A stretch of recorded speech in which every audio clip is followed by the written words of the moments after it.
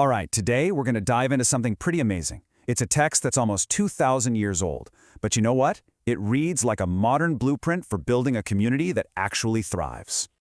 I mean, it's a question we all think about, right? In our neighborhoods, our jobs, even our own families.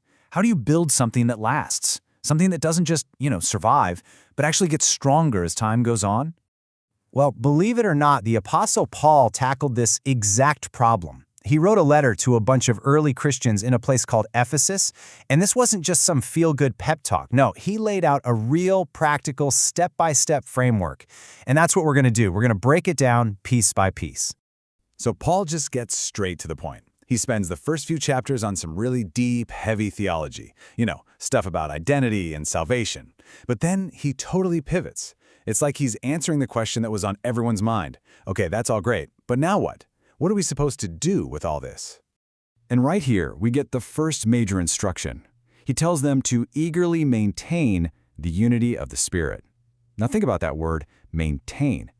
That tells you something right away, doesn't it? This unity isn't something you just get and then you're done.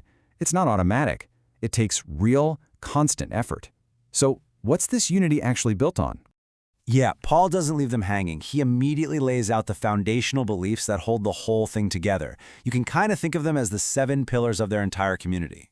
He gives them 7, count them, 7 non-negotiables. These are the 7 ones that are the absolute bedrock of who they are and where their unity comes from. And this list, it just perfectly captures their connection. They're one body like a single organism. They're driven by one spirit, and they're all looking toward the same one hope. They've got one Lord, one faith, they've all gone through one baptism, and they worship one God and Father. This is it. This is the common ground they all stand on. No exceptions. Okay, but that phrase, one baptism, it's actually super interesting. Scholars have kicked this one around for a long time. What did Paul really mean? Was he saying, hey, you all have to do it this one specific way, like immersion? Or was he focused on the shared meaning of it all, the fact that it's the rite of entry into the Christian community, no matter how you do it? And looking at other early church documents, it seems they were pretty flexible on the methods. So it's a safe bet Paul was pointing to the shared experience, not getting bogged down in the how-to. All right, so if those 7 things are the foundation, what's the engine? What actually makes this community go? Well, Paul says it's not them. It's not their own hard work. It's gifts that come from a divine source. To make his point, Paul does something really radical. He quotes an ancient text from the Psalms, but here's the kicker. He doesn't quote it exactly. He changes one little word and it completely flips the meaning on its head. Just look at this. The original psalm says God is receiving gifts from people. But Paul, in this super clever move of interpretation, something you'd see from a rabbi back then, he switches it.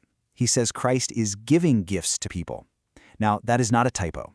It's a powerful, intentional reframing. So what's the picture he's painting for them? It's this. Christ is a conquering king. He's won the ultimate victory over every opposing force. And now, just like a triumphant general returning from war, he's handing out the spoils to his people. But these aren't gold or jewels. These are divine gifts, meant to empower the entire community. And that whole bit about Christ descending and ascending, that's all to show just how huge this victory is. We're talking total authority. It's not just in heaven, it goes everywhere, even to the underworld. He's conquered every spiritual power. So his ability to hand out these gifts, it's absolute. Nobody can challenge it. Okay, so Christ gives gifts. Got it. But what are they? And maybe more importantly, what are they for? This is where the blueprint gets really practical, shifting from the why to the how. So Paul lists 5 key leadership roles that Christ gives to the church. And think of these less as job titles and more as functions. You've got apostles, they're the pioneers, the foundational leaders. Then there are prophets who speak truth to build up and challenge the community. Evangelists, well, they're the ones who share the core story with outsiders. And finally, you have shepherds and teachers who are all about caring for and instructing the people already inside the community. But why these specific roles? I mean, is the whole point for a few super talented leaders to do all the work while everyone else just sits back and watches? Paul's answer to that is a big, loud no. And this is the absolute genius of the whole plan. These gifted leaders, they aren't there to put on a show, they're there to prepare everyone else.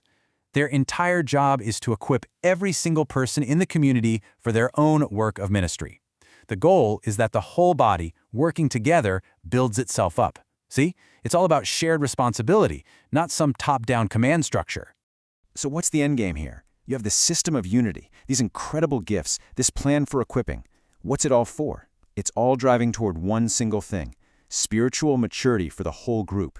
And Paul paints as really sharp contrast. On one hand, you've got an immature community. He says they're like children, unstable, just tossed by the waves, and super easily fooled.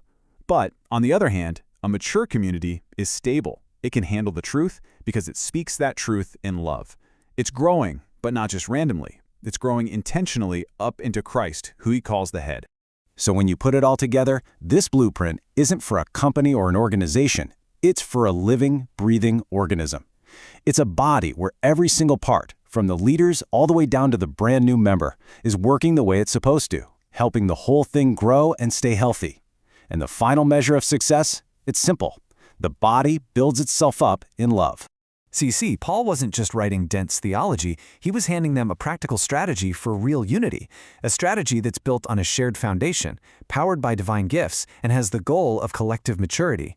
In a world that feels more divided than ever, it kind of makes you wonder, right? What can this ancient blueprint teach us today about building communities that don't just survive, but actually thrive?